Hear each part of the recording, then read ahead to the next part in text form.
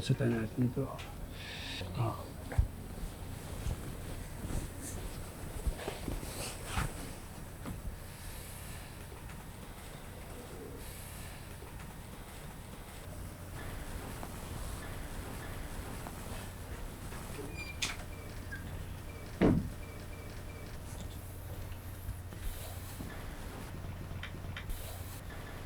Magandang araw sa inyong lahat.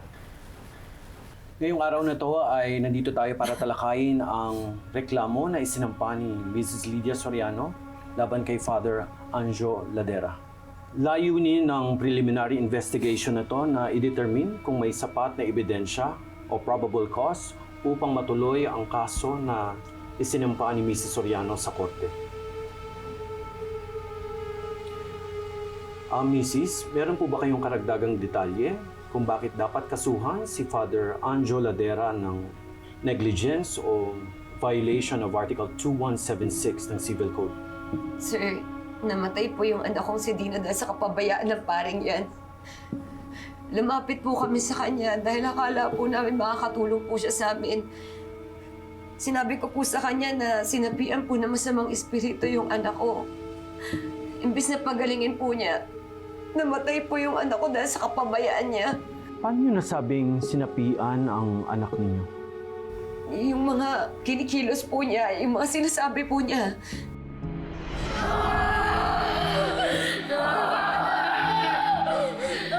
Marawa mo na! Magaligin mo yung anak ko!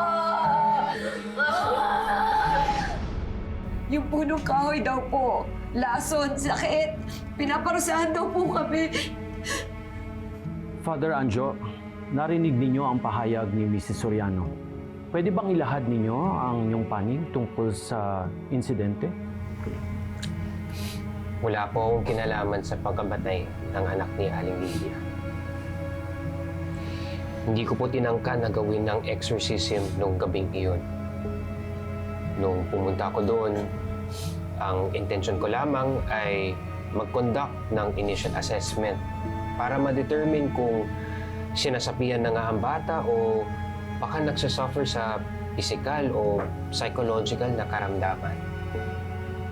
Pero nung biglang magkumbulsyon ang bata, pinilit ako ni Aling Lydia na ituloy ang exorcism. In-advise ko siya na dalhin sa ospital ang bata, pero tumanggi ho si Aling Lydia at nakiusap sa akin na tulungan siya. Kaya ginawa ko lang ang makakaya ko, which is mag-offer ng deliverance prayer. Fiscal, ang deliverance prayer po ng aking kliyente ay hindi po act of exorcism. Kaya hindi po ito isang kaso ng kapabayaan o maling desisyon ni Father Anjo. In fact, he often tried to convince Mrs. Soriano to seek medical help. Kaya hindi po tamang sabihin na siya ang responsable sa pagkamatay ng bata. Ano pinapalabas niyo? Na ako may kasalanan? Na ako yung dahilan kaya namatay yung anak ko? Aling Lydia, huminahon ho kayo.